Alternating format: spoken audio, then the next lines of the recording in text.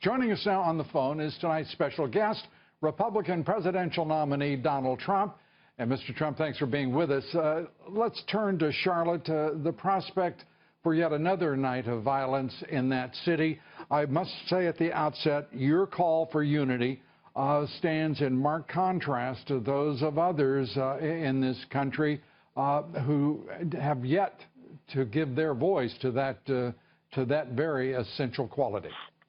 Well, thank you very much, Lou. There has to be unity, and we don't have unity in our country, as you know. We have a very divided country in many ways. But we do not have unity, and we don't have jobs, and we don't have education. And we need things like jobs and education to get that whole situation taken care of, or it's going to only get worse.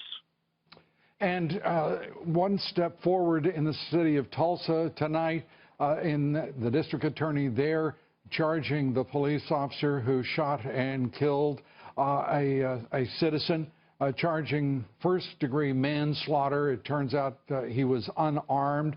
Your reaction to that charge?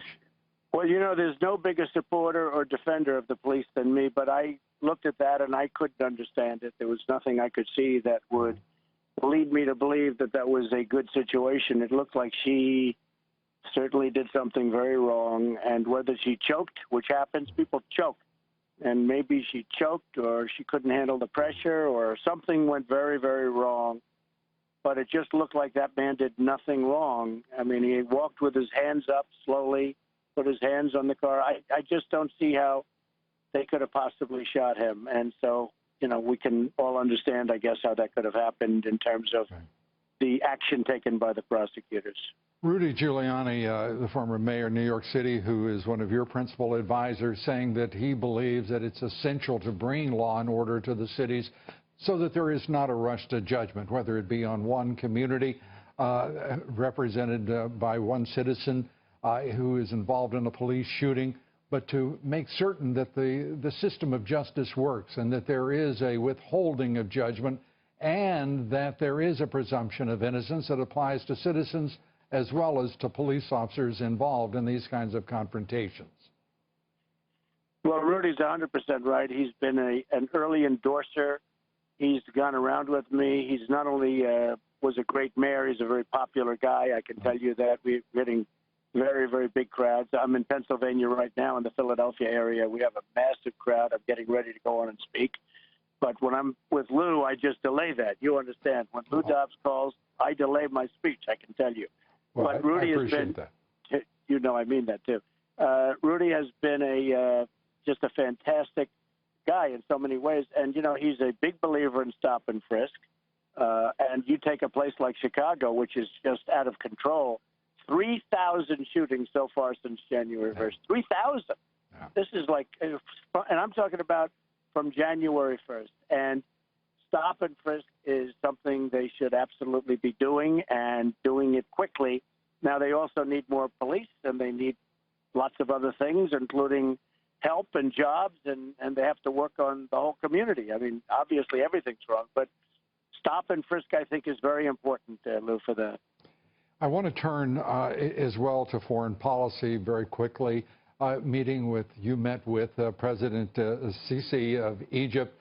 I heard from the Egyptian representatives that they were thrilled that you took the time that you did, the amount of time for that discussion, and they felt very strongly that it was a productive meeting. What from your view? Well, I thought it was very productive. He's a fantastic guy. He took control of Egypt, and he really took control of it, and I thought it was a great meeting. We met for a long time, actually. We had a long meeting, and got along. There was a good chemistry there. You know, when you have good chemistry with people, you're the king of that. And there was a very good chemistry, good feeling between us. And I really enjoyed that meeting. It was the other day, and I learned a lot, and perhaps he learned something. But I'll tell you, he took control of the country. He's gotten the terrorists out and, you know, wiped them out. And we talked about that. He took a very tough approach, much different than our approach, I can tell you. And he really did pretty much wipe them out, and you have no choice. They don't have the problem now. They were having a tremendous problem, as you know before, tremendous problem. So he's done a very good job, and we had a very respectful meeting. The debate's upcoming. Your opponent is preparing, taking some 4 or 5 days to prepare for that debate Monday evening. What are you doing, and how do you feel going into it?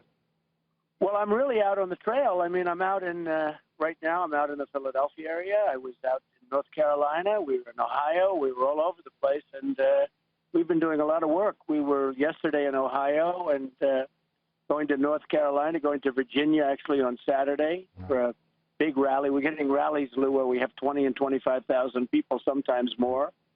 And I'm going to be doing that on Saturday night in Virginia. I think it's Roanoke. And I'm also working on preparation, which I believe strongly in. But, you know, it's I've seen people prepare so much that they get up there and they get locked to, or they can't speak. You know, you've seen that too, where they lock themselves in a cabin for 3 weeks and they don't want to do anything else. And I don't know. You have to be yourself, and you have to go up and you just have to do it. So I'm really very much campaigning at the same time I am preparing. As you suggest, the President of the United States seldom has the opportunity to take on one challenge at a time. Donald Trump, great to have you with us. We appreciate it. Wish you well, and we're coming right back with much more. Stay with us.